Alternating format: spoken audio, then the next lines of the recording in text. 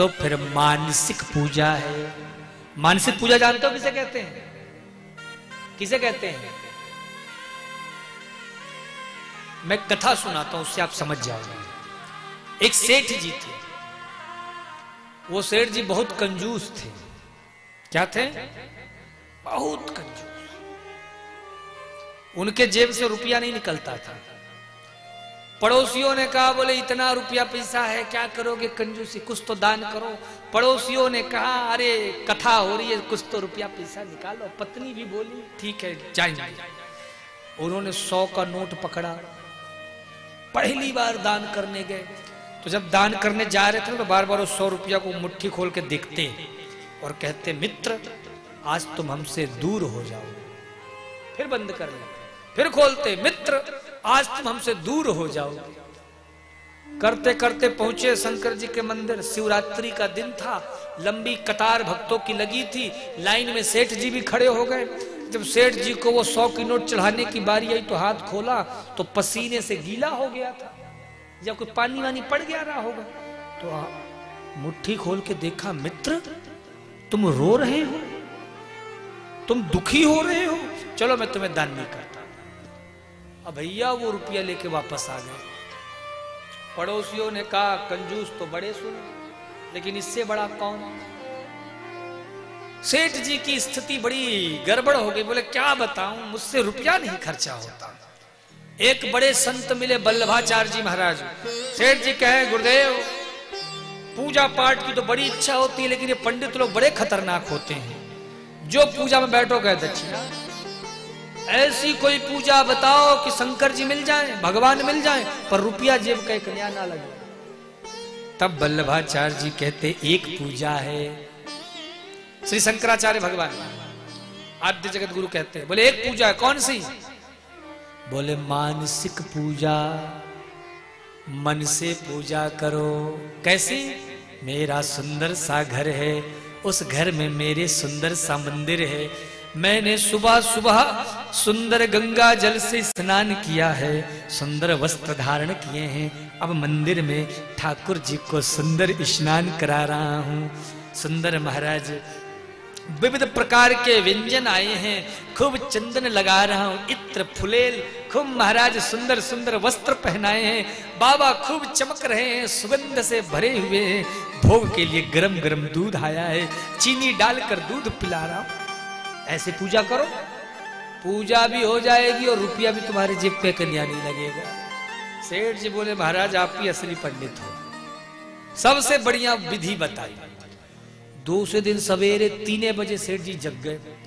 पहले दिन तो 5 मिनट पूजा की।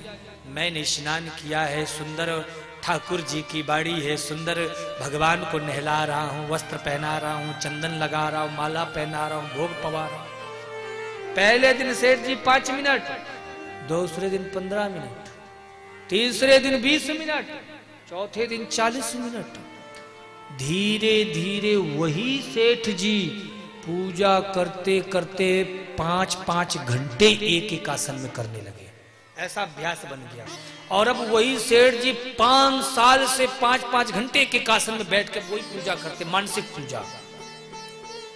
अब पूजा से भावना तो बदली, बुद्धि तो पवित्र हुई, लेकिन एक आदत थी जो अभी तक नहीं गई थी। कौन सी?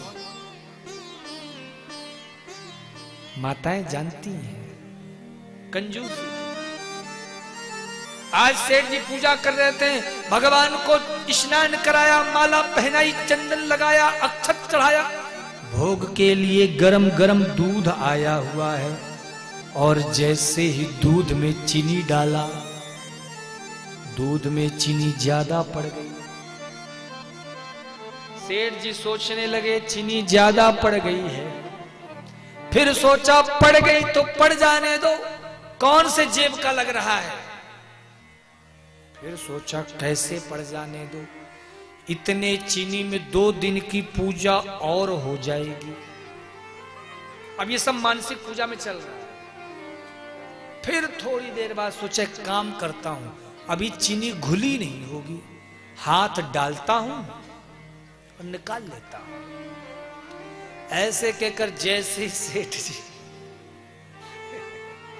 जैसे सेठ जी चीनी में हाथ डालने को हुए कि शंकर भगवान प्रकट हो गए।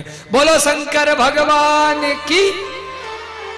सेठ जी का हाथ पकड़ लिया, सेठ जी खबरदार, दूध में चीनी पड़ गई है ज्यादा तो पड़ जाने दो, ये मानसिक पूजा है, मानसिक मंदिर है, मानसिक दूध है, मानसिक शक्कर है, तुम्हारे जेब का थोड़ा लग रहा है इसमें, पड़ गई तो पड़ जाने दो। सेठ जी बाबा को देख रहे हैं ऊपर से नीचे, अच्छा अरे बाबा पहले पता होता कि दूध में ज्यादा चीनी डालने से आप खुश होते हो, प्रकट हो जाते हो, तो पहले दिन ही दूध में शक्कर ज्यादा डाल देता। ये 5 साल पूजा करने की क्या जरूरत थी। मतलब उन सेठ जी को भी ये लगा कि ये जो मैं मानसिक पूजा कर रहा हूं ये असल में कर रहा हूं। तो भैया आपका शरीर अस्वस्थ है, दुर्बल है, आप नहीं हर जगह आ जा सकते हो, तो मानसिक पूजा करो। मानसिक पूजा की महिमा भी वास्तविक पूजा के बराबर ही फल देने वाला है। इतनी महिमा मानसिक पूजा की हमारे वेदों में गाया गया है।